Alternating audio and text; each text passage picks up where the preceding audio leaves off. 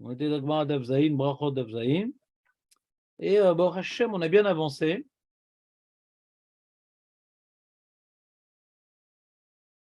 On va reprendre l'histoire. Comment il s'appelle le Rav? Comment il s'appelle le Rav? Non, ça on a fait, ça y est. Rabbi Ishmael. Rabbi Ushua ben Levi. On est au milieu de la page. Rabbi Ushua ben Levi avec Metzair le Tuva Bekrae. Hein?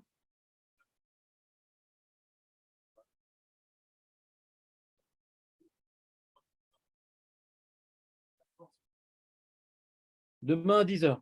Aoutz Douki. Ouais, 10h, demain à 10h. On va le faire. On va voir le Maharal, etc. Non, j'adopte une méthode. Je ne veux pas trop m'allonger sur les sujets en live. Les sujets un peu compliqués, etc., on fait à 10h. On a 2 fois par semaine pour compléter les trucs. Je ne suis pas sûr qu'à la fin, on aura très bien compris. Ouais, c'est des sujets assez profonds qui mettent un certain nombre d'années dans la vie à comprendre. Ouais. Donc, après 10 heures, ce qu'on fera, c'est pour avoir des éléments de réflexion, ouais, avoir vu le Maharal dans les mots, etc. Mais je n'ai pas envie que ce soit dépend de notre avancée dans la Gemara. Donc, on a juste expliqué hier la différence entre la tfila, la bracha. Ça, je pense que c'était clair, c'était intéressant. Et c'est dommage qu'on ne le sache pas. Mais après, c'est-à-dire quoi qu'Hachem demande qu'on le bénisse, etc. C'est un truc un peu plus compliqué. Et demain, à 10h, Blin Eder, les Hachem, on verra le Maharal. Aoutz Douki, donc on est 1, 2, 3, 4, 5, 6, 7, 8, 9. 9 lignes des grandes lignes. Le premier mot de la ligne, c'est Soumke. C'est-à-dire quoi Soumke, Aurel? Hein? Soumke.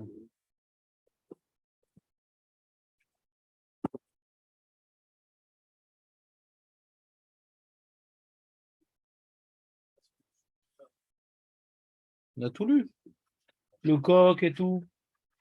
On a fait tout ça. J'ai expliqué la Vodazara, du soleil, du truc. Là, je continue, là. J'ai laissé un peu expliquer, quoi, il y a une notion, c'est quoi, comment, en 2 mots, si je répétais l'idée, ouais. Le chidouche ici. C'est-à-dire quoi? Qu'il y a une colère. Quand la Gemara demande, est-ce qu'il y a une colère devant Dieu? Ouais. C'est quoi la question de la Gemara, Marco, tu te rappelles? Quand la Gemara demande, est-ce qu'il y a une colère devant Dieu? Ouais. C'est quoi la question de la Gemara? On sait que Dieu sera en colère. Non, ça on le sait. C'est écrit plein de fois dans la Torah. Aaron, Av, etc. Non. Faut que je vous la refasse alors, la Gemara. Donc le Mefarshim demande, le Tzlar, le Pnei-Yeshua, tout l'Acharonim. C'est quoi cette question de la Gemara?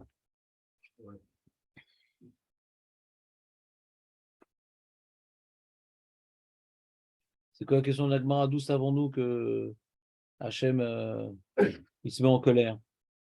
La Gemara elle commence sur l'idée de la faute du veau d'or, que Hachem dit attends, c'est pas le moment. Parce que quand on est en colère, faut pas consoler la personne quand on est en colère. D'où on apprend ça d'Akadosh Baruch Hu. La Gemara dit quoi? Est-ce qu'il y a une colère devant Dieu? Bien sûr qu'il y a une colère devant Dieu. On me rapporte un passouk dans Télim. Il y a plein de psukim dans la Torah, on voit qu'Hachem il est en colère.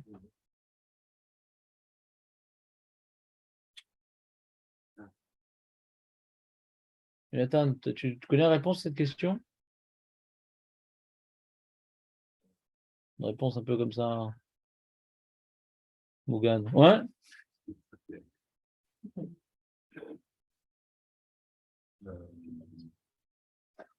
Il y a un shiur sur YouTube qui parle de ça, ouais?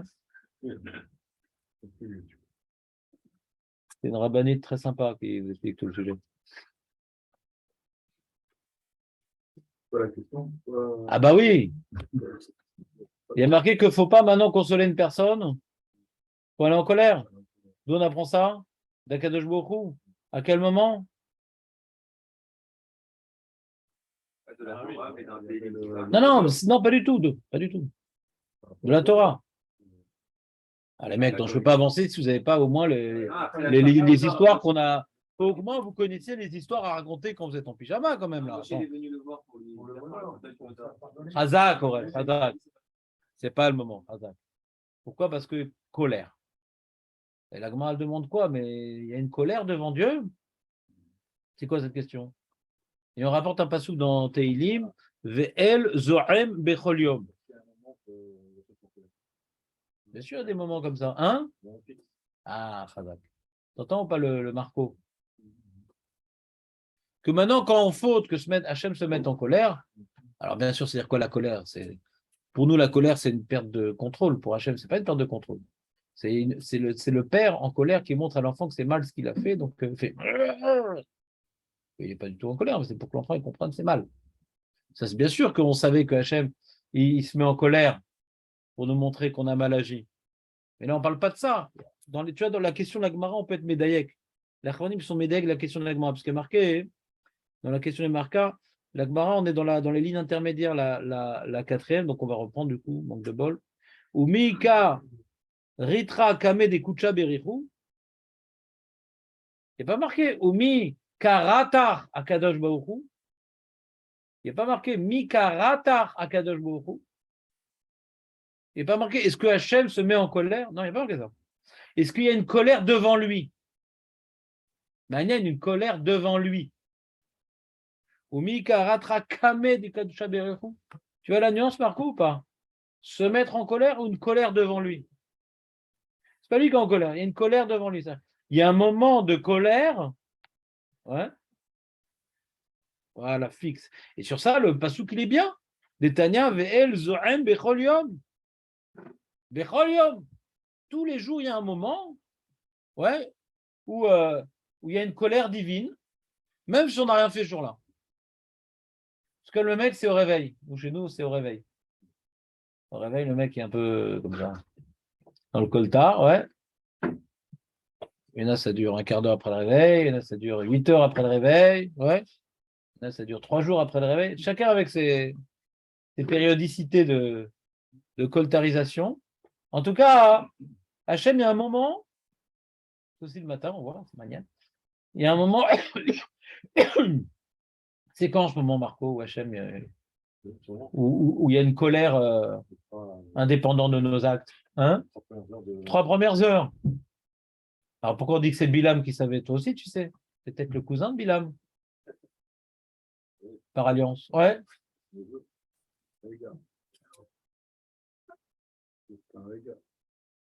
C'est-à-dire, c'est un réga dans les 3 heures.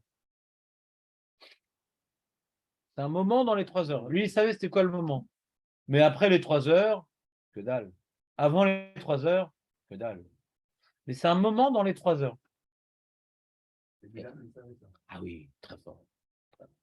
Nous, nos parents, ils ont eu 3 heures. Comment? Nous? Ouais.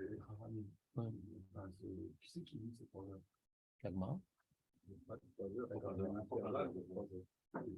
Attends, laisse-le parler, j'ai pas compris. Déjà, lui, il savait que c'était un moment précis. Dans les 3 heures. Dans les 3 heures. Dans les 3 heures. Et la Gemara dit, elle dit qu'elle a que 3. Il y a 3 heures. Elle ne sait pas elle, à quel moment. Aussi, comme Bilam. Il y a Bilam qui sait. C'est tout. Ouais. C'est comme par exemple, mon show, il est de 8h30 à 10h. On ne sait pas à quel moment je vais mettre en colère. Ouais. Il n'y a que. Il n'est plus là d'ailleurs, le mec, mais il y en a un qui savait. Ouais. Mais ce n'est pas avant 8h30, je suis calme. Ouais. Après 10h, c'est bon, je me suis défoulé, j'ai pas besoin. J'ai plus d'énergie. Dans cet intervalle, à quoi correspond cet intervalle? C'est le lever du soleil, c'est le moment où l'humanité tombe dans le matérialisme. À l'époque, c'était carrément faire Avodah du soleil. Aujourd'hui, c'est la Vodazara de Science et Vie. Et c'est Science et Vie ou pas? C'est la Vodazara. Il y a ça dans les WC de quelqu'un de ma famille. Et c'est vraiment Dieu, la mère nature, quoi. Avodazara, c'est la picorsuite, c'est des ch'touillottes, des thèses complètement débiles. Chaque fois, j'ai un peu de mémoire, chaque fois, je vois les contradictions d'une thèse à l'autre. Enfin, et comme c'est des théories, on peut dire ce qu'on veut. Quand c'est des théories, tu peux dire ce que tu veux. C'est dommage. Et donc, voilà, le monde a 5 milliards d'années, le ci, le ça, là. L'homme est un animal comme un autre. Ça, c'est la Vodazara, ouais. Ce que j'appelle du soleil, c'est-à-dire on, on vient déifier ce qu'on voit et ce qui nous impressionne dans ce qu'on voit. C'est la Vodazara, ouais. Tu vois, le soleil, il est impressionnant et on le voit. Et la photosynthèse semble être liée au soleil. Et si. Hein? Ils se réfèrent à leur science en raisonnant tout ça, mais J'entends pas? ils se réfèrent à leur science en raisonnement mathématique et physique. Mais sur le raisonnement mathématique et physique, c'est rien devant la physique et la théorie de la chaîne. Non, le problème de rigueur intellectuelle dans ces sciences-là, c'est ils établissent grandes réflexions et des grands systèmes, sachant que le système, il a beaucoup, ce qu'on appelle d'éléments manquants. Donc, quand maintenant tu as des éléments manquants, comment tu peux affirmer avec tellement de certitude un système qui se dit scientifique, où il y a une bonne partie où on ne sait pas pourquoi ça ne correspond pas à l'équation? C'est ça toute la difficulté de l'esprit scientifique. Ouais. Donc maintenant que l'esprit scientifique permet de créer des machines, ça on est d'accord au niveau empirique. Mais quand maintenant l'esprit scientifique s'occupe de philosophie, c'est là c'est plus embêtant. D'expliquer le monde, d'expliquer l'homme, parce qu'ils ont plein de questions. Donc tu ne peux pas dire qu'un système, on peut s'y intéresser à partir du moment où tu as plein de questions et ce qu'on appelle les éléments manquants. C'est le problème de Darwin, quoi. Il a tout un système, il a l'élément manquant. Alors peut-être tout est faux. Non, mais il y a juste un élément qui manque, le passage de ça. Mais tout le reste est juste. Mais s'il manque l'élément, alors peut-être tout est faux. Ouais. C'est comme maintenant tu étudies une Mara, ouais, la Havdil. Tu as tout bien expliqué, mais tu ne vois pas en quoi ça répond à la question qui est posée par la Gemara. Mais tout est très intéressant. Mais s'il manque un élément, peut-être tout est faux. Alors. C'est pas chou pour quelqu'un d'intellectuel que quand il manque un élément, peut-être tout est faux. Mais quand la conclusion m'intéresse, c'est-à-dire de faire une avodazara de la Terre, de la science, à l'époque c'était des astres, aujourd'hui c'est de faire une avodazara de la Terre elle-même, ouais, protégeons notre planète. On a parlé une fois, ouais, l'histoire d'écolo, etc. L'avodazara de la Terre. Donc à l'époque c'était le soleil, ouais, et aujourd'hui, au contraire, on est devenu beaucoup plus proche de nous-mêmes. Et, et quand on se lève le matin, dans les trois, parce que la question que j'avais un peu, c'est aujourd'hui qu'il n'y a plus la Vodazara du soleil. Ouais. Alors pourquoi cette colère, elle serait encore dans les 3 premières heures? C'est pour ça que je vous parle un peu de ça. Donc quand on se lève le matin et qu'on dit merci Mère Nature, merci au métabolisme de l'endopamine et de je sais pas quoi, qui a fait que j'ai pu récupérer la nuit. C'est-à-dire on se réveille le matin. C'est un moment où on devrait reconnaître que c'est une renaissance, c'est une résurrection, c'est Hachem qui nous a redonné la vie. On vient de toller ça dans la nouvelle vitamine qu'on a reçue, etc. Donc je pense que le début, de la manière que Rosh Hashanah, c'est le début de l'année, et c'est un moment où il faut reconnaître que tout vient d'Akadosh Baruch Hu. Le matin, c'est un petit Rosh Hashanah, vous comprenez? Donc, comme on dit, ah, merci Mère Nature, ou bien merci le médecin qui m'a donné un bon traitement, alors c'est un moment de karas. Vous voyez un petit peu ce que je veux rajouter sur ce qui est écrit dans la Gemara au nom de Rabbi Meir. À l'époque, c'était le soleil, aujourd'hui, c'est la Mère Nature qui nous cache à Akadosh Baruch Hu et qui nous casse, ouais, notre bonne vieille Emouna en Akadosh Baruch Hu. Fin de petite réflexion, que je n'ai pas obligé d'être d'accord, mais comme ça je ressens le truc. Et donc, la colère, c'est un moment fixe dans ces 3 heures-là. Et,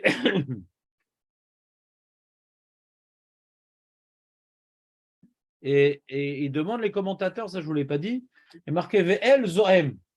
Alors, El, c'est un shem de Rachamim, El. Kel, Rachum, Vechanum. Ouais. Kel, c'est pas Elohim. Ouais. Kel, c'est pas comme Elohim. Kel, c'est un shem de Rachamim. Kel. Elohim, non, mais Kel, oui. Et il demande pourquoi marqué Kel Zohem. Zohem, c'est se met en colère. Comment maintenant on vient évoquer un nom divin de miséricorde pour nous dévoiler la colère divine qui est la Midatadin? Ça a l'air d'être contradictoire. Vous me suivez ou pas? Question. Alors, à cette question-là, j'ai répondu. Peut-être qu'il y en a qui répondent comme ça, mais je n'ai pas vu tous les Mefarshim. Que le fait que l'humanité s'en fiche d'Hachem, ça devrait générer une colère terrible, quoi, en maboule, quoi, pratiquement. En maboule, quoi. Le monde dans lequel on vit, là, ce qu'on a parlé des téléphones, etc., il devrait avoir un maboule, quoi. Je peux mettre le monde est complètement maboule, ouais, un maboule, quoi. Mais Hachem, dans sa bonté, alors il dit non, bon, maboule, j'ai fait une fois, ouais. Comme on dit, les fautes, les hommes, ils ont beaucoup fêté, ils ont beaucoup fauté, ils ont payé en liquide, ouais. C'est une fois, très bien, c'est la paracha de la semaine d'ailleurs. Et maintenant, Hachem, comme il dit le Midrash, il s'éloigne un peu du monde, c'est-à-dire il va moins être réactif à ce qui se passe dans le monde. Plus on faute, c'est comme quelqu'un, plus il marche pieds nus, et moins il sent la douleur. Vous comprenez ou pas ce que je veux dire? Plus on faute, et moins on est sensible. Et moins le monde est sensible. Il se prend des tréhas dans la tête. Donc, il y a un midrash qui dit la Shrina, après qu'Adam Arishon ait fauté, elle s'est levée d'un cieux au-dessus du monde, et puis après que il y a eu la faute de Pélaga, et la faute de Maboul, et la faute de si, chaque fois 7. Et arrivé à Abraham Avinu, on est arrivé au 7e, Hachem était au 7e ciel, et Abraham Avinu, il a été Metaken Ourid Midarga, Yitzhak Midarga, jusqu'à arriver à Shlomo Amelech, Ourid Mikola Dargo, truc, le Bet Amikdash. Donc, Hachem, dans sa miséricorde, dit je ne peux pas punir le monde en fonction de ses actes. Ça serait le monde, comme on dit, ou Shitef Midat Rachamim. Donc, la Rachamim, le El, il fait qu'il est Zohem, ouais, non pas par rapport à la réalité du monde, ça serait une destruction terrible. Ouais. Non, c'est un moment, c'est condensé, cette colère en un moment. C'est la Rachamim qui condense ça en un moment. Mais Bilam, ce pourri, il connaissait le moment et pouvait faire déclencher, ouvrir la. Comment? Il y a tout un barrage, ouais. Il y a une énergie extraordinaire d'eau et tout qui est retenue. Lui, il savait comment on ouvrait le barrage. Vous comprenez ou pas? Les eaux tumultueuses du Maboul sont retenues par un barrage qui s'appelle le L. Mais c'est Zoren derrière. Et il y a un moment où il y a le code pour ouvrir. C'est un moment. C'est quand dans les films d'espionnage. Après, c'est trop tard. Et donc, que le monde, il tient Bemidat Hamim, c'est une chose. Mais il y a quand même une trace. Il y a un moment, dans la journée, il y a un moment de vérité. C'est ça que ça veut dire ici. Vous comprenez ce que je veux dire ou pas? Il y a un moment de vérité. C'est-à-dire, même si le monde, il n'est pas jugé en fonction de ce qu'il mériterait d'avoir, parce qu'Hachem ou Shitef Midat Arachamim, ouais, mais il y a quand même un moment de vérité dans cette journée, où le monde est susceptible de recevoir ce qu'il mérite. C'est ce qui est une catastrophe. Le monde de vérité, c'est son monde de colère. Voilà. Parce que le monde attise la colère divine. Avant même l'invention du téléphone.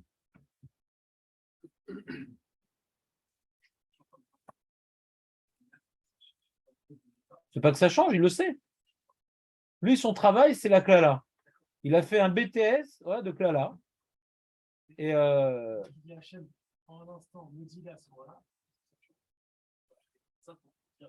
Hachem, il a besoin de ça. C'est-à-dire quoi ça se passe? C'est pas un srout, il a un BTS de Klala. Il a appris. Il y a une réalité dans le monde. Ouais. Il y a une réalité dans le monde. Qui, toujours quand on nous décrit maintenant la réalité du monde et comment Hachem se comporte avec le monde, c'est pour nous apprendre pour nous. D'accord? C'est que même maintenant, si tu es dans un mode retenu avec quelqu'un, ouais, parce que tu sais que ça ne sert à rien de toute façon de t'énerver, ça ne sert à rien vouloir l'éduquer, ni il comprend, ni il réagira, ni truc. Il est déjà dépendant du téléphone, ça ne sert à rien, donc tu fais la sourde oreille, etc. Bon. Ça sert à rien, ça sert à rien de t'énerver. Mais tu es quand même énervé de le voir toute la journée sur le téléphone. D'accord? Donc, il y a un moment où ça peut péter. D'accord? Parce que Aliba Dehemet, t'es énervé. Alors, c'est ça ici que, quelque part, Rem nous traduise au niveau d'Akadosh Baruch Hu.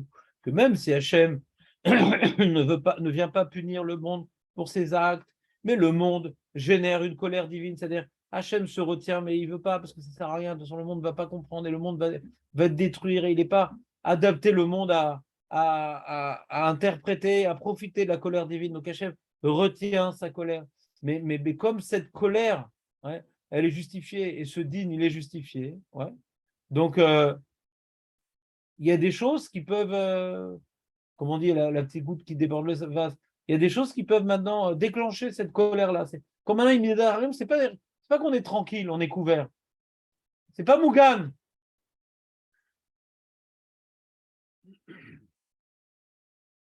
Il y a le danger, il est là. C'est ce qu'on appelle une épée de Damoclès. Et lui, Bilam, il savait exploiter le danger.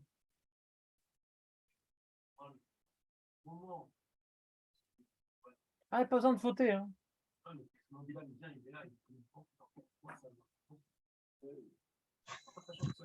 Ah non, enfin, Julien, non.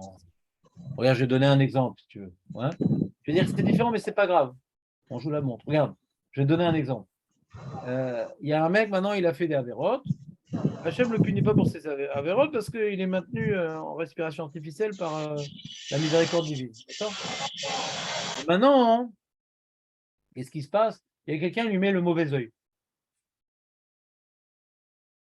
Il n'a pas fait un en plus. Hein. Ah, bon, frère, on ne voit plus. C'est pas vraiment qu'il ouvre un dossier, c'est-à-dire que le mauvais œil permet d'appliquer la midatadine, le jugement que la personne mérite avoir, mais qui était congelé, ce jugement-là, par la midata haramim. Mais il est déjà prêt, le dossier. Magialo, la punition, ou maladie, ou nézek, ou mort, aniloder. Vous savez, il y a une mara qui dit que 99% des morts, c'est de Yainara. Pourquoi? C'est pas que le Yainara il tue, mais en général, on a des choses qui font, Shalom, que la personne, elle mérite de mourir, mais Hachem, il est patient, il est patient, il est patient. Parce que toujours, il y a un mec qui lui fait un mauvais œil et il lui fait appliquer ce qu'il méritait de toute manière. D'accord? On est d'accord avec ça? On est d'accord.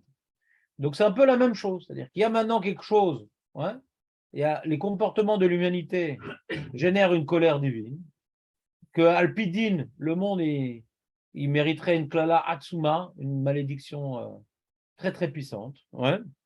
Et lui, il a marqué, Bilam Dafka, à son sujet, il a marqué que lui, il avait un Inara, lui. Il avait une force de Inara, Bilam Dafka. Il savait exploiter. Ça explique les Mafarshim pourquoi il était embauché, Bilam, quand il avait une force particulière. Non. Ils expliquent que je vous ai fait un sur ça un vendredi. C'est pas qu'il a une force particulière. Il savait, ouais, être meorer la midatadine. Avec mes quatre traits, il savait voir le défaut. C'est quand il a regardé le Ham Israël, il cherchait les défauts. Il cherchait les défauts. Et comme maintenant il a trouvé le défaut, il va pouvoir accuser de manière objective. Ils sont comme ça, comment t'en fais le peuple élu, comment tu les as mis au-dessus des autres peuples, etc. Il cherchait le défaut. Vous comprenez ou pas comment ça marche? Donc Bilam, c'est pas qu'il avait un koar. C'est pas genre Harry Potterman. Non.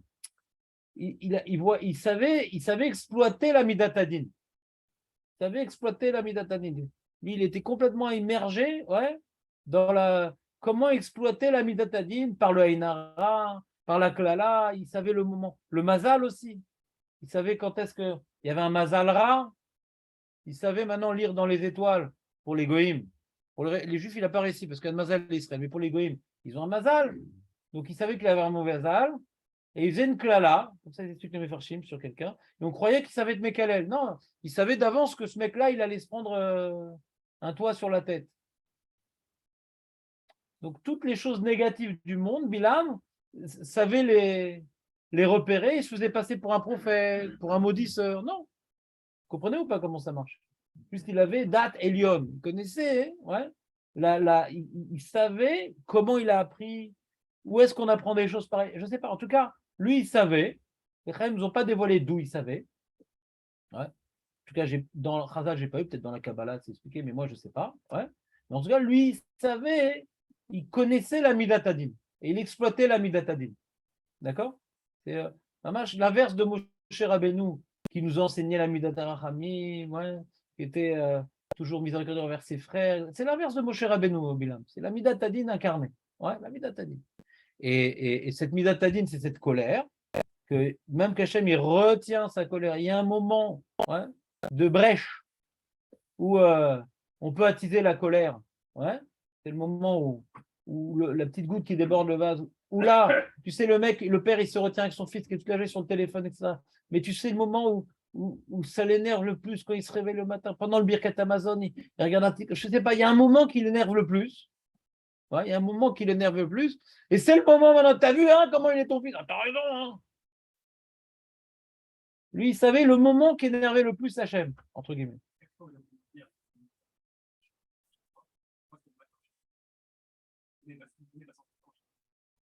Ouais, ça fait une autre journée. Ouais. Ça fait une autre journée.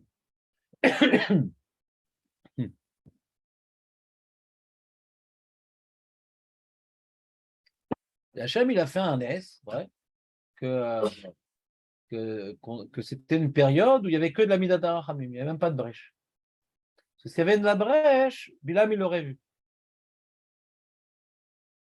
Donc c'est pour ça qu'il y a une Mara qui dit que il voulait au début instituer les Rachamim qu'on lise Parashat Bilam à la place du Kriyat Shema. Vous savez cette Mara ou pas? Nathan? Parashat Bilam à la place du Kriyat Shema ou en plus du Kriyat Shema, il y a différentes explications. En tout cas, il y a une notion de Kriyat Shema dans Bilam. Pourquoi? Parce que la manière dont le Kriyat Shema on voit Hashem Elokeinu, Hashem Echad, c'est Elokeinu, c'est la notion du peuple élu, c'est le Dieu du peuple juif. Ouais. C'est ça le Kriyat Shema, c'est le Dieu du peuple juif. Eh bien, on voit en quoi Hashem il a fait un miracle pour le peuple juif de complètement supprimer la Midat Adin, ouais, pour protéger son peuple. C'est quelque chose antinaturel, quoi. Que même qu'il y a la Midat Arachamim qui fait retenir la colère divine, mais il y a toujours un moment de vérité dans la journée. Ça, c'est la réalité du monde. Ou Shitef Midat Arachamim. Avalolo Bitel les Gamre Midat Arachamim. Hachem, il annule pas complètement la Midat Arachamim. Il la contracte. Vous comprenez parce que, hein? La Midat Adin la contracte. Mais pour l'âme Israël, il l'a complètement supprimé. Donc Hachem Elokeinu, Hachem Echad, Hachem Elokeinu. Donc il y a Mamash, on voit de ce passage-là du Navi, on voit une proximité particulière entre la Kadosh Baruch Hu et l'âme Israël dans Parashat Bilam. Il a fait quelque chose contre nature.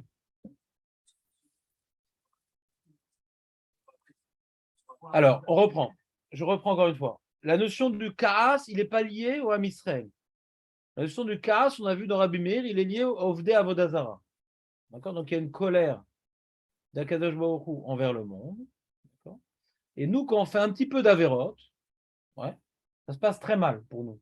Pourquoi? Parce que tout ce qui se retient avec les jours par rapport au monde, c'est au moins j'ai un petit peuple sympatoche. Ouais, au moins j'ai lui. Comme par exemple, le mec, il a 10 gosses, c'est 9 voyous, le 10e, il est sérieux, il a Yeshiva, on veut lui acheter un smartphone, non, j'ai pas besoin, merci. Ouais, vraiment le tzaddik, ouais. Ça n'existe plus. Ouais. Je sais comment neutraliser les mecs qui me posaient des questions au début du cours. Ouais. Et donc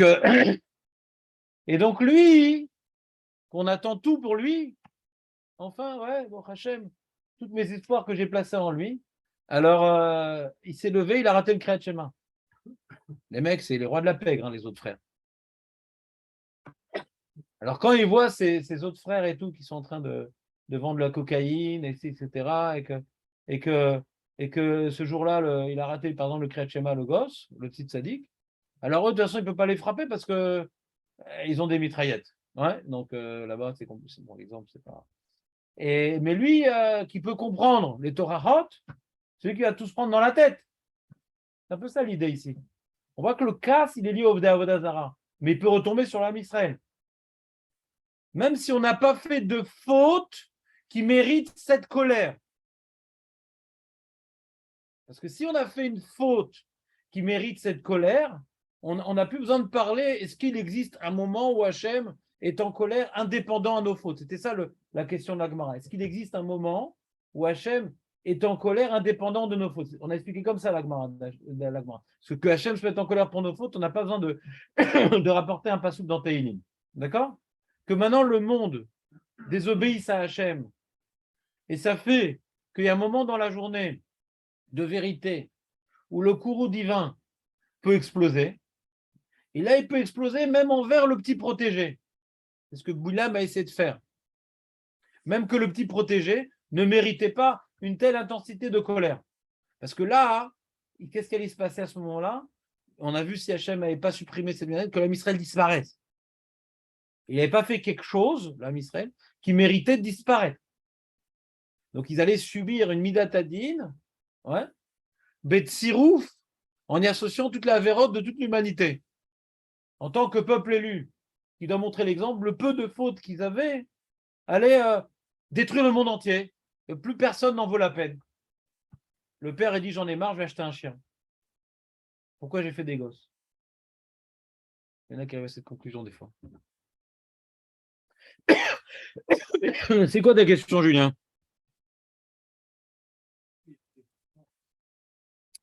En impression de poupée russe. Plus j'explique, plus tu as des questions qui sont de plus en plus d'ordre général. J'essaie d'expliquer une mara. Tu as des questions d'ordre général. Comment tu as une question qui a au moins 20 occurrences. Tu as plein de marottes. Si nana, Hachem lui aurait voulu ramener le monde de Tov à vous. Tu as la même question. À chaque fois. Ta question que tu poses, on peut la poser à plein d'endroits. Hachem, il aurait détruit le monde pour ci, il aurait détruit le monde pour ça. C'est pour te montrer, c'est une intensité. Comment Hachem a fait ça? Là, je ne sais pas, ça ne m'intéresse pas. Hachem, il ne l'a pas fait en fin de compte. Ouais, Hachem, il ne l'a pas fait. Mais c'était possible que ça se fasse. C'est-à-dire que quand l'homme Israël n'est pas parfait, et comme c'est un petit peuple qui doit faire face à toute l'humanité qui est complètement à côté de la plaque, ouais, on dit, bon, à quoi bon? À quoi bon? Ouais, c'est-à-dire, pourquoi à quoi bon? Parce que comme l'humanité a une vraie influence sur l'homme Israël, l'humanité, on est minoritaire, on sait très bien qu'il y a une influence du monde sur l'homme Israël, on le sait, à toute époque. C'est pour ça que les juifs ashkénazes ne sont pas comme les juifs sfarades, les juifs sfarades ne sont pas comme les juifs thémanis. Pourquoi? Parce qu'on est influencé par les goïms là où on vit, c'est normal. Ouais. Donc si les goïms sont complètement pourris, et nous on a une petite brèche, donc on va partir en vrille. Et souvent on part en vrille. On est très influencé par la vérote du monde dans lequel nous vivons. Ouais. Donc si maintenant, Bilam, si maintenant il y avait eu ce moment, cette heure de vérité, cette seconde de vérité, cette fraction de seconde de vérité, à l'époque de Bilam, et Bilam savait repérer la midatadine, ouais, de manière imparable, eh bien, il aurait pu maintenant exploiter le courroux divin et entraîner une massacrade que l'âme Israël n'aurait jamais connue jusqu'à aujourd'hui. Après, est-ce qu'il comprend les tenants et l'aboutissant de ce qu'il fait? Je ne sais pas. Hein. Quand on met une bombe atomique, tu pensais que les mecs en face, ils ne vont pas répondre. Toujours pareil, quoi. On n'a pas dit que c'était un homme, Ezuchacha Maro Etanolad. Ouais. Il voulait s'attaquer au Ham Israël. C'est comme quand les Goïms, ils ont détruit le Beth Amikdash, je ne savais pas que ça leur enlevait la bracha. Hein. La même chose. Moi, d'ici, les Goïms savaient ouais, ce qu'ils avaient perdu. Quand ils ont détruit le Beth Amikdash, ils n'auraient jamais. Ils seraient tous tenus pour défendre Jérusalem. Ouais. Ils savent pas vraiment, nos ennemis ne savent pas exactement ce qu'ils sont en train de se détruire eux-mêmes. Ouais. C'est comme le mec qui fait le trou dans le bateau. Saute. Lui, il voulait en finir avec l'homme Israël, il voulait en finir avec le.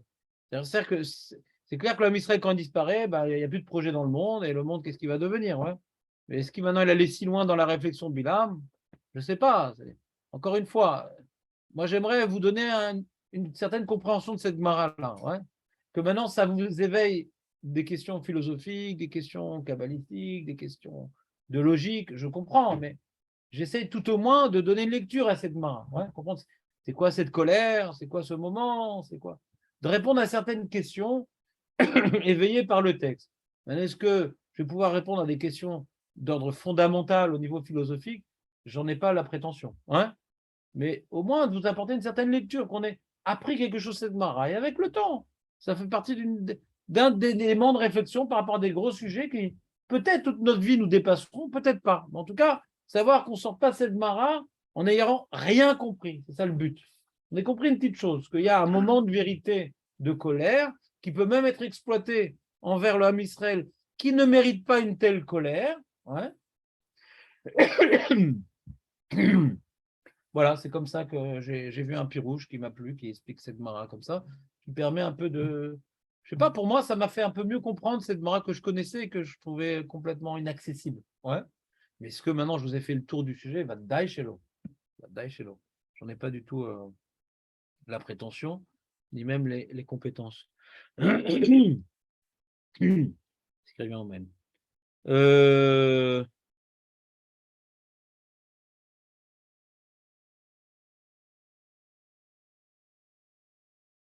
Donc il est tard quand même. Pas tellement, mais quand même. Donc tout ça, on a vu tout ça, c'était sympa. Le coq, on expliquait par rapport au soleil et tout. C'est le soleil, c'est le Olamazé. Le Maral, il explique toujours le soleil, c'est le Olamazé. C'est le quark du Olamazé, le soleil, ça représente toujours. Ça, c'est marrant. Nous, l'année, on l'a défini par rapport à une année solaire. Ouais. Le soleil, il est vraiment source de toute vie. Et on en orbite autour du soleil. Ça, ils ne le savaient pas encore, les sages. Mais nous, on voit, tout tourne autour du soleil. Et donc, quoi, il y a un décalage? On ne pouvait pas savoir qui tourne autour de qui. Ah, tout est relatif. Et même quand on voit plusieurs planètes. Selon le référentiel, tout dépend de. Il a démontré qu'on ne pouvait pas savoir, même si on essaye de sortir dans l'espace, on ne pourra pas savoir qu'est-ce qui tourne autour de qui. Ouais, mais nous, on sait. Mais... Ah, ouais. Je t'embête. Il n'y a pas une Mara qui dit que c'est l'inverse, hein, il n'y a pas un truc. Ouais. La page toute de la Gemara, c'est que le soleil tourne autour de la Terre. C'est la page toute. Il y a même une Gemara qui tourne comme ça, le soleil. Alors, ça, c'est le lever du matin, la journée, le soir. Il ne va pas en dessous. Hein. Il va au-dessus du ciel et revient là. Rachamim dit en embêter, les Grecs, ils n'étaient pas d'accord. Et c'est dans des endroits où la Gemara dit bah, les Rachamim ont fini par être d'accord avec les Grecs. C'est pas notre sujet. C'est une des Gemarotes que j'ai contre toute la Torah, qui est importante pour un certain public du Rav Zamir Cohen. Ouais. Ce n'est pas notre domaine. Notre domaine, c'est comment devenir tzaddik. C'est ça pourquoi on étudie la Torah. C'est le seul mode de réflexion qui permet à un homme de changer la Torah. Il était rachat, il est devenu tzaddik. Il était Benoni, il est devenu tzaddik. C'est ça ce qu'Hachem nous a livré. Ouais.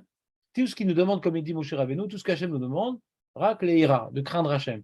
Pas d'être un scientifique et d'être un astéorologue ou je ne sais pas quoi. Ouais. Craindre Hachem, c'est ça Hachem donne la Torah pour le craindre. Donc c'est vrai que des fois la Gemara, elle s'égare, elle nous parle de choses d'ordre biologique et d'ordre morphologique et d'ordre, comment dirais-je, astrologique et astronomique et je ne sais pas quoi.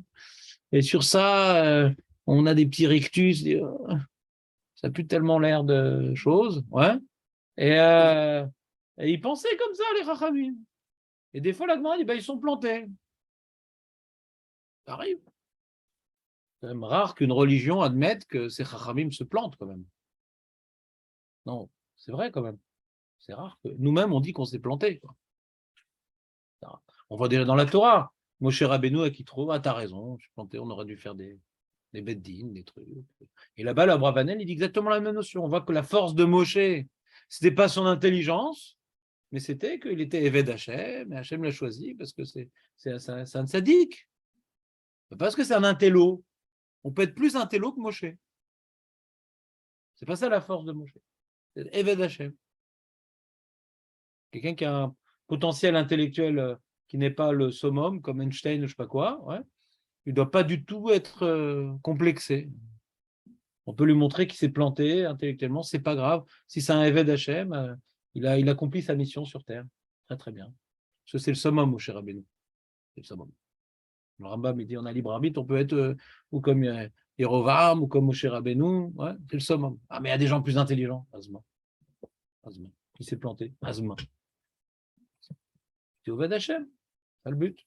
Et c'est ça la Torah, pour faire de nous des Oved Hashem, pas pour faire de nous des. Il y a toujours des gens qui disent, ah, c'est écrit dans la Torah, c'est écrit dans la Torah. Quoi ça, c'est écrit dans la Torah. Ouais. Déjà, la méthode n'est pas toujours très rigoureuse, ça me gêne un peu. Mais même, c'est pas ça le but de la Torah, quoi. La Torah est là pour faire de nous des tzadikim. Nekuda. Et qu'on est l'olam haba, quoi. Est-ce que dans l'olam haba, on va pas nous reprocher, ah, tu pensais que le soleil tournait comme ci, comme ça, et tout, je t'envoie à Gainam.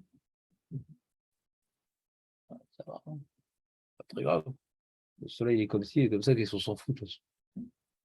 Même s'il y avait une échelle pour aller jusque là-haut, elle cramerait en route. Allez, les amis. Donc, j'aimerais commencer le sujet que par lequel je voulais commencer. C'est l'histoire de Rabbi Yehoshua ben Levi. Dans son quartier, il y avait un tzduki, un sadu. C'est un, vous connaissez bien cette mara.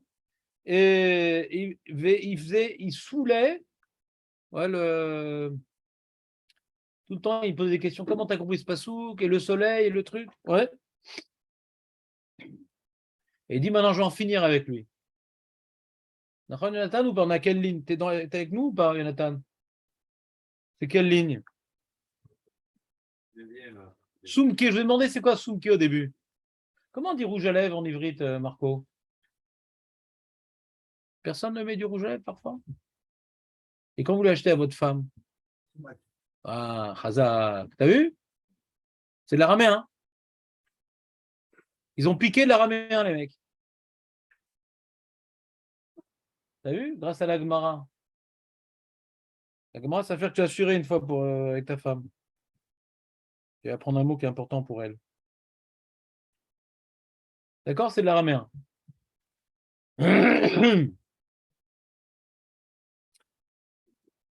Donc, Aoutz Douki, Dava, Shashvouté, Rabbi Yehoshua ben Levi, Kametzer, les Touva, Bekrae. Il nous faisait très souffrir en lui posant des questions de psukim. Comment tu commences Passouk? Ils sont saoulants, les Zoukim. Qu'est-ce qu'ils sont saoulants, ces Zoukim? Et lui particulièrement. Un Zouki belge comme ça. Et il dit Yom Achad, un jour, Shakal Tarnegola, il a pris un coq. Veukme ben Kared Arsa, il a accroché à son lit. Vainbe, il a regardé, qu'est-ce qu'il a regardé, Aurel? Ouais, ça devient blanc. Alors, on a vu qu'il y a blanc, il y a plus blanc que blanc. Ouais? Hein? Homo. Ouais, ça, parce que le coq, on l'appelle Gever, donc c'est homo. Ouais? Donc, faut qu'il soit complètement blanc, d'accord? Pas qu'il y ait des petits traits rouges. Et il a regardé, et puis comme ça, j'en finis avec mon Zdouki. Et en fin de compte, il s'est endormi, donc il a raté le moment. On refait dans les mots. Et ouais, il a dit Vayenbe, Savar, qui mata haou sha'ata, altaye. C'est quoi altaye? Altaye en pièces? C'est quoi altaye? C'est quoi ce mot altaye, Aurel? Hein? Tu peux être un truc en français, s'il te plaît. Profil bas. En plus, il est fort avec un ton comme ça. C'est pas ça, peut-être? Ça aurait été un super faillot. Comment on dit maudire en araméen? Light. Tu allèges la personne de ses reins, de ses poumons, ouais. Light. D'accord? Light, c'est maudire. Donc, altaïe, je vais le maudire. D'accord? Et Kalel. Et Kalel auto. Altaïe. Qui mata, lorsqu'il est arrivé à Ushaata à ce moment-là, Naïm. Alors, quand on dort, c'est Meod Naïm. Ouais? Naïm, c'est dormir en araméen. Amar, Shmamina, de là, il a appris. Lav aura, il n'a pas resté le lendemain quand même. Il apprend de ce que les messages d'Hachem, les clins d'œil d'Hachem. Lav aura, c'est pas bien les meiva d'Achri. c'est pas bien de faire ça. Pourquoi c'est pas bien de faire ça, Aurel? Ah ouais? C'est pas bien de maudire quelqu'un? Mais un tzduki a marqué, quand il y a une halakha dans Masechet Roulin au début, quand maintenant tu as un tzduki qui tombe dans un bord, ouais, t'es pas mal auto. Tu le laisses crever, ouais. Un tzduki, il est chayav. Hein? Alors, est-ce que même Moridim, je crois que même Moridim, je crois, le tzduki. Même Moridim auto, je crois. On peut le tuer, ouais. Si on a les moyens qu'on ne se fait pas attraper par la police et par les trucs, etc., ouais, on le tue, un tzduki. C'est un ennemi de la Torah, ouais. Alors pourquoi c'est pas bien de le maudire? Il crève. On a plein de marottes où le Rav, il a regardé le mec, il s'est transformé en Gal Shalat Samot, Makarapo. On a Moshe Rabbeinu, qui a été Mekel l'Égyptien, Makarapo, Mabayan. Mabayan. Pourquoi c'est pas bien? Si c'est un juif, ouais, qui est noudnik, bon, Tarzir Otobetchoua, mais il appartient à une caste, ouais. Les Zdoukim qui font Tchouva, c'est rare. C'est pour ça qu'ils sont Chav Mita, quoi. Psukim, il y a marqué Krae. Regarde dans les mots. Bah, toujours, il y a des questions d'application sur les psukim.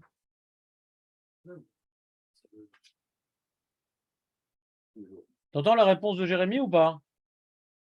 Jérémie, il dit, c'est pas les Shem Shamaim, ça te veut dire?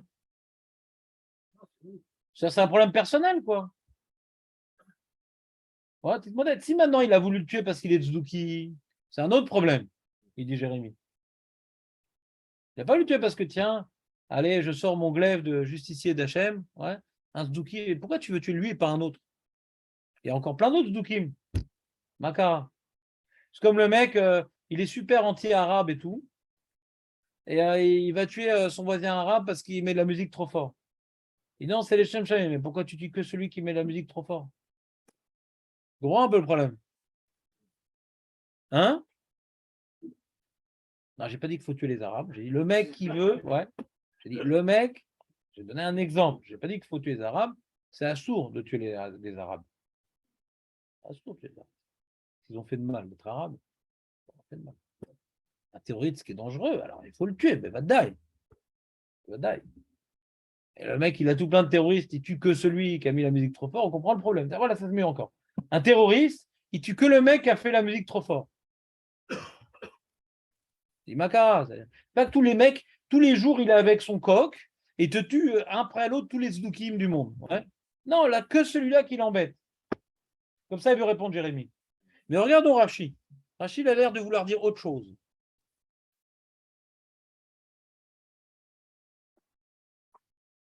Attends, on va finir la Gemara quand même. La Gemara, elle dit... La Gemara, elle dit, pourquoi c'est pas bien de faire ça? Et elle rapporte un pasouk. La Gemara dit, pourquoi c'est pas bien de faire ça? Elle dit, Verachama val kol ma'asav. Active. C'est écrit, Verachama val kol ma'asav. Que Hachem, il est miséricordieux sur toutes ses créatures. Ma'asav, c'est ses créatures. Ouais, Ma'asav, c'est ses créatures. Ce qu'il a fait. Ouais. Donc là, déjà, avec ton pirouche. Non. Tu sais qu'il y en a qui expliquent comme toi quand même, donc c'est pas n'importe quoi. C'est juste que la suite, Verachama val kol ma'asav, on a l'impression que c'est comme il dit Aurel. Que c'est pas bien de se miséricordieux. On apprend que la Gemara Roulin est Moridim, Ven Maralin, c'est miséricordieux, on le tue. Vective, Gam, Anosh les tzadik, Lotov. Qu'un tzadik soit un punisseur, c'est pas bien. Lotov. D'être un punisseur. Voyons Rashi. Les tzadik, Lotov. La Anosh est à briotte. Il est où ce Rashi, là? Je ne vois pas, là. Attends, j'ai raté. Les Anosh est à briotte. J'ai manqué un Rashi? Quoi? Non, je l'ai vu le Rashi. Non, mais il y a un autre Rashi. Ah, c'est dans Avodah Chazak. Alors, il n'est pas ici, il est dans Avodah Chazak. Parce que là, il dit rien, Rashi. Dans Avodah Zarah, ils sont les Rashi, ils te mettent. Vous avez Mosaf Rashi sur votre Gemara? Ils ne l'ont pas mis, moi. Mince. Ah, dites pas Bessof à Maseret, ils ont dit. Ah, mais j'ai pas Sof à Maseret. Elle est tronquée. Mince. Bon, alors je vais devoir vous lire ce qu'ils ont rapporté de Rashi dans Avodah Zarah. C'est Avodah Zarah d'Avdalet et une Mara qui ressemble à notre Mara. Ouais. Et une Mara dans Avodah Zarah d'Avdalet qui reprend pratiquement les mêmes choses. Il y a des petites nuances, mais c'est très proche de notre Mara, du Rega, Béapo, etc. La colère d'Akadosh Baruch Hu, les mecs qui servent le soleil. Ouais. Et une Mara dans Avodah Zarah qui reprend ce sujet-là avec beaucoup de points en commun. Hein. Alors laissez-moi vous lire Rashi oralement.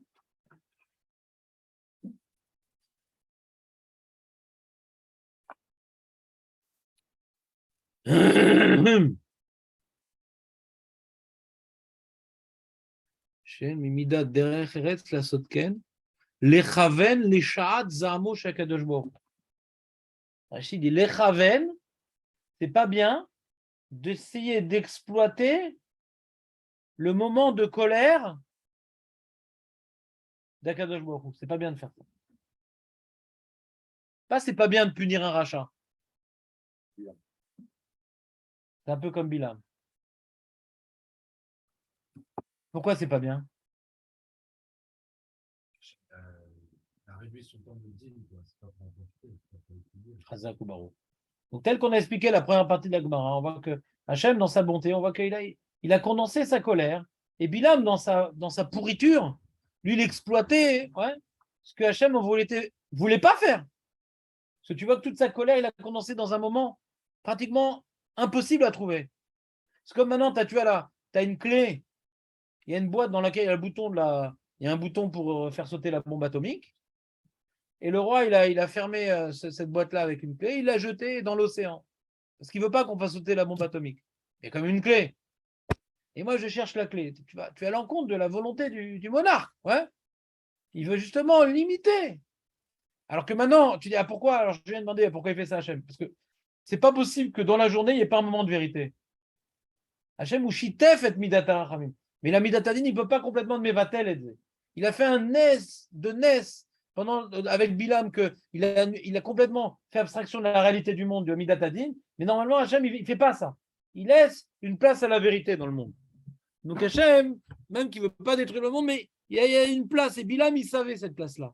Et maintenant que Yoshua ben Levi, il a trouvé la technique pour exploiter, ça va à l'encontre de la volonté divine qui est venue condenser ce moment-là, qui est venue le cacher ce moment-là. Hachem qui est miséricordieux, il ne veut pas que tu recherches les brèches dans sa miséricorde. Vous comprenez ou pas? Même que c'est un tzduki, alors prie à la minim, à la malchinim, tu vois, Aurel? On prie pour qu'il crève. On prie pour qu'il crève. On prie tous les jours pour qu'il crève. Les tzdukim d'aujourd'hui, je ne sais pas c'est qui, on s'en fout, on ne connaît pas, on n'a pas besoin de les déterminer. Ouais? Mais on prie à la minime, à la malchinim, le tikva, etc. Les Schmid, on veut qu'ils disparaissent, ouais. Il n'y a pas marqué qu'ils fassent tchouva là-bas. Donc si tu dis maintenant Hachem, il ne veut pas qu'on maudisse, on le fait tous les jours. 3 fois par jour. On nous oblige à le faire, même Raphaël Kanievski, Rav Mordechai, lui, il faisait ça. Alors le tzaddik, tu vois bien qu'il prie pour le Hanesh. Oui, mais après Hachem, non, Hachem, il va décider. Comment être Mahanish? Est-ce qu'il va être Mahanish? Il y a l'enjeu de Midata Rachamim. On met ça dans les mains d'Hachem, quelque part. C'est Hachem qui va appliquer cette fille-là, adapter au niveau de responsabilité du tzduki ou de la picoros, du réformi. Est-ce qu'il a des circonstances atténuantes, pas des circonstances atténuantes? Mais on ne va pas maintenant, parce que quand on a dit qu'on exploite ce moment de colère, en vérité, on peut exploiter un moment de colère et faire punir une personne qui ne mérite pas forcément la punition qu'on va lui imposer. Ouais. On exploite une jetée de lave, il y a une jetée de lave du vêtement, du volcan, et hop, on la pousse sur quelqu'un. Mais on exploite une midat, c'est ce qu'il voulait faire Bilam, il voulait exploiter la midatadine contre l'âme Israël qui avait des petites choses à rapprocher, mais pas au niveau de la Midatadin. Vous comprenez un peu l'idée? Il disait Lotov. Le tzaddik, il cherche être ma'anish, que le tzaddik doit vouloir que les Rechaim disparaissent. Vadaï. Vadaï que le tzaddik, il doit vouloir que les Rechaim disparaissent. Alors, s'il y a une possibilité qu'il fasse chouva, vadaï, c'est mieux qu'il fasse chouva. S'il n'y a pas de possibilité qu'ils disparaissent, vadaï. Nous, on veut que les Rechaim disparaissent. Il y a deux manières de disparaître. Ou tchouva, ou s'il s'entête. Ce que dit le Sforno. Hachem, il a envoyé des macotes sur Paro pour qu'il fasse chouva. D'accord? Il n'a pas voulu. Ben, il est mort, vous voyez? Voilà, saute. Mais vadaï qu'on doit vouloir que le tzaddik, il disparaisse. Les khatrila par la tchouva. Donc maintenant, on prie pour qu'il disparaisse. Hachem, il décidera, ou par la tchouva, ou par la destruction, ou par l'odéama. Mais qu'on va exploiter la colère divine pour l'anéantir, le mec, alors que dans le projet divin de miséricorde, ce n'était pas forcément ça le programme d'Hachem. C'est pas beau, c'est très bilamique comme comportement. Vous comprenez ou pas comment on explique cette marque? Azak. Allez, on continue un petit peu la Gemara. Allez, nouvelle Gemara. Vous êtes prêts ou pas? Non? Bon, bah, demain, alors. On est dans... c'est combien? 1, 2, 3, 4, 5, 6, 7, 8, 9, 10, 11, 12, 13. 13. Ça porte bonheur. 13e grande ligne.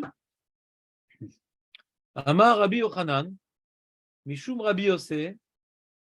Vous voyez ou pas? On continue avec les enseignements de Rabbi Yossé, transmis généreusement par Rabbi Yochanan. Amar Rabbi Yochanan, Mishum Rabbi Yossé. Tova Mardut Achad Beliboy. Chez l'Adam Yoter Mikama Malkuyois. Chez Neymar.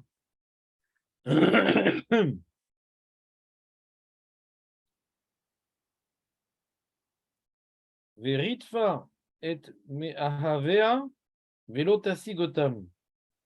Uvikashtam velo timtsa ve'amra elecha ve'ashuva el ishi arishon kitov li az me'ata. Avant de voir le passou, qu'est-ce que nous enseigne le Chachamim? Quelque chose de très intéressant. Quelqu'un maintenant, il a fait des avérotes. Donc on reste dans le sujet très sympathique, des avérotes et des punitions. Et il a fait des avérotes et il va se taper des punitions. Maladie, faillite, je sais pas quoi. L'eau, elle est mise. Mais elle a fait. Et les punitions, c'est marnia otanu. Donc quelqu'un maintenant, il galère, il court d'un médecin à l'autre, d'un hôpital à l'autre. Ouais. Les marnia, ça nous apporte plus d'humilité qu'avant. Le mec, tout faire, tout beau avec sa Porsche, ses Ray-Ban et trucs qui se sentait éternels. Ouais. Comme maintenant, il a des épreuves, notamment Arna, ouais. Mardout, c'est Arna. Arna, Mardout.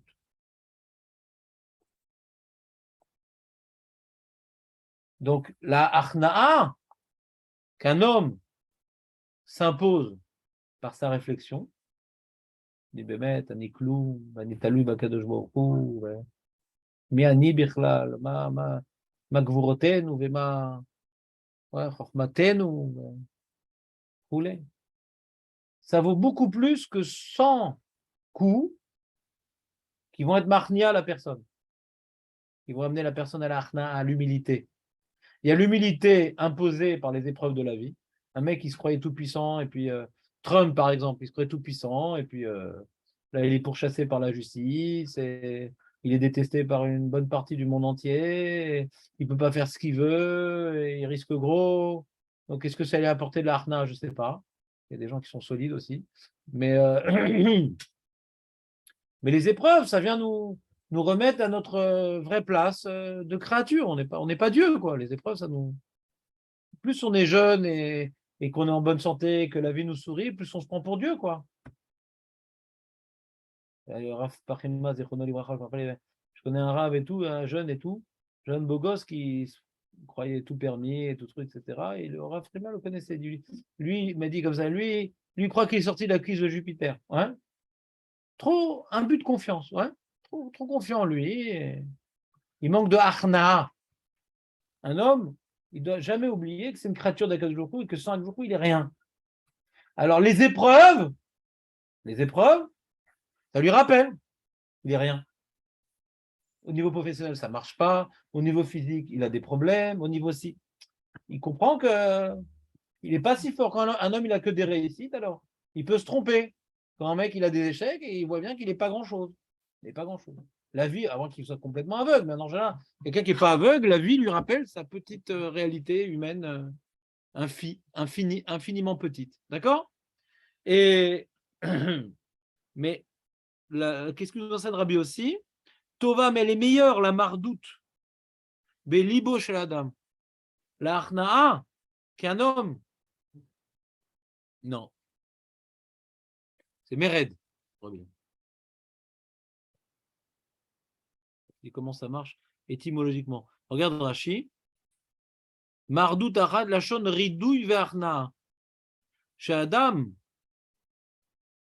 Sam al libo, mais élave. Chez Adam. Donc lachon, c'est quoi mardout? Ridouy. Ridouy. Vaïrdou bidgat ayam. Parashat Hashavua, Bereshit. Vaïrdou bidgat ayam. Hachem, il a donné à l'homme la maîtrise, la shlita des animaux. Et là-bas, Rashi rapporte un jeu de mots.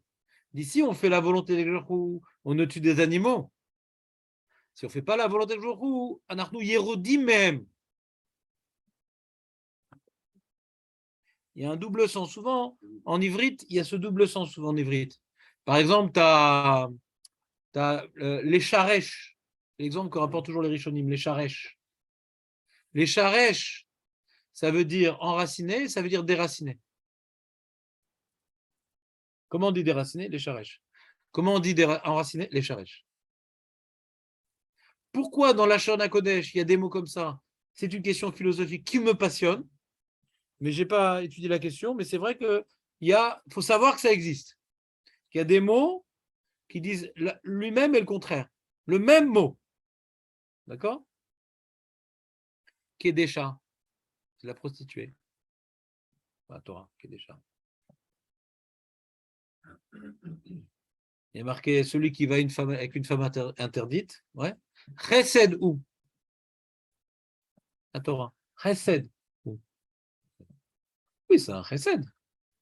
Un grand chesed au Yetzer Hara. C'était très généreux avec ton Yetzer Hara. Alors ici, tu as ridouille. Ridouille, c'est Yerida, et c'est Shlita, et Yot Nishlat, et d'être au Cholet ou Nishlat.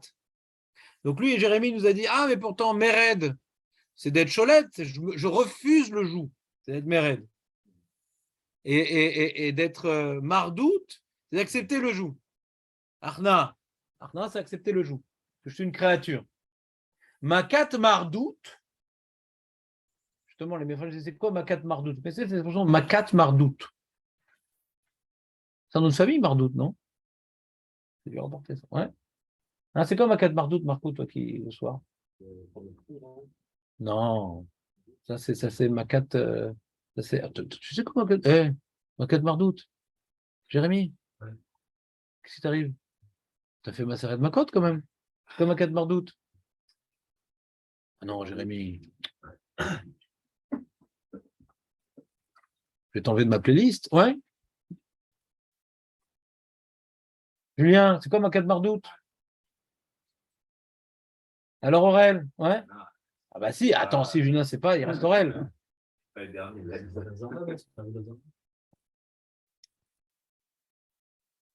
sens que vous avez un doute. Amar, vous avez donné un doute. Amar doute? C'est comme maintenant, quelqu'un, c'est les Chachamim qui frappent, c'est pas Minatora. Normalement, quand quelqu'un est Makot, ouais, ils sont 40 moins 1, quelqu'un il a mangé du cochon, on dit ne mange pas du cochon, attention, on lui fait Atra, et il mange du cochon. D'accord? Alors il est Makot, alors s'il n'est pas trop gringalé, on lui donne 40 moins 1. Mais s'il est gringalé, on doit juger. Il ne faut pas le tuer non plus. Il y en a un mec à moitié coup, déjà il meurt, crise cardiaque. Donc lui, on ne peut pas le frapper. Dommage.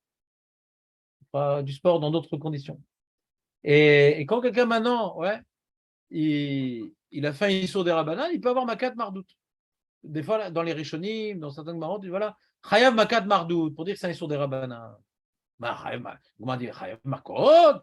Non, Chayav Makat Mardout. Réponse. Donc Mardout, quand quelqu'un maintenant il est Mored, ou bien pour être qu'il soit Yored. Est-ce que Makat Mardout, c'est à cause de ce qu'il a fait, ou pour ce qu'on veut qu'il devienne, qu'il reçoive la Arna'a? Donc Mardout, ouais, c'est la Arna'a ici, il dit Tov, Mardout Arad Belibo Shel Adam. Ouais. Alors ce terme-là, il est à double sens, c'est-à-dire, c'est un peu une Makat Mardout que je m'inflige. Ouais. Vous comprenez ce que je veux dire ou pas? Pourquoi attendre que Hachem me frappe?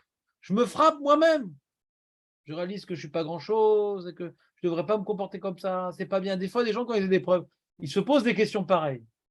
Alors, Avalzelotov, ils vont faire tchouva. Avalzelotov, lama, c'est pas forcé que ça va tenir cette tchouva-là. C'est comme maintenant, il va guérir et ça va faire un petit moment que, comme par exemple la tchouva qu'on fait un peu à Rosh Hashanah parce qu'on a peur d'être puni, je sais pas quoi. Alors, c'est intermédiaire là-bas. On ne se prend pas encore des coups. C'est pas encore des malkouyotes, mais c'est un peu la peur du Honesh. C'est pas mes élèves. C'est pas mes élèves. C'est pas de moi-même. C'est je réfléchis combien je suis petit, combien. C'est une bonne note sur ma réalité devant Dieu. Mardout chez Belibo chez Adam. Ouais. Et Rosh Hashanah, c'est un peu entre les deux. C'est j'ai peur du Honesh, donc je fais tchouva. Il y en a qui font tchouva pas pour ça, mais dans beaucoup de cas, on fait tchouva à Rosh Hashanah. C'est un peu intermédiaire. Ici, elle ne parle pas de Rosh Hashanah, c'est entre les deux. Rosh Hashanah. Ici, on parle de deux cas extrêmes. Il y a celui qui fait tchouva de lui-même. C'est-à-dire, il réalise qu'il n'est rien, et donc le seule chose qui pourrait être bien dans sa vie, c'est de faire une mitzvah et de ne pas faire une avera parce qu'il n'est rien. Pour donner un sens à sa vie, c'est faire ça. Ou le mec, non, il a besoin de se prendre des coups pour bouger. Même si c'est pris 100 coups et qu'il va faire tchouva, c'est pas sûr que ça va durer, cette tchouva-là. Parce que c'est ava, tlouya, bedava. C'est quelque chose qui dépend d'un certain contexte, que dès que le contexte il devient un peu lointain, il risque la personne de revenir là où il était. Alors que si c'est quelque chose qu'il a compris de lui-même, quand c'est quelque chose qu'on comprend de soi-même, alors c'est quelque chose, c'est un acquis personnel, donc ça fait partie intégrante de moi après. C'est pas quelque chose qui est venu par un événement extérieur, que plus il va s'éloigner dans le temps, et moins maintenant il aura d'influence sur moi. Vous me suivez ou pas? C'est intéressant comme Mara, quand même, à cette heure-ci. Bon, on reprend ça demain. Hein.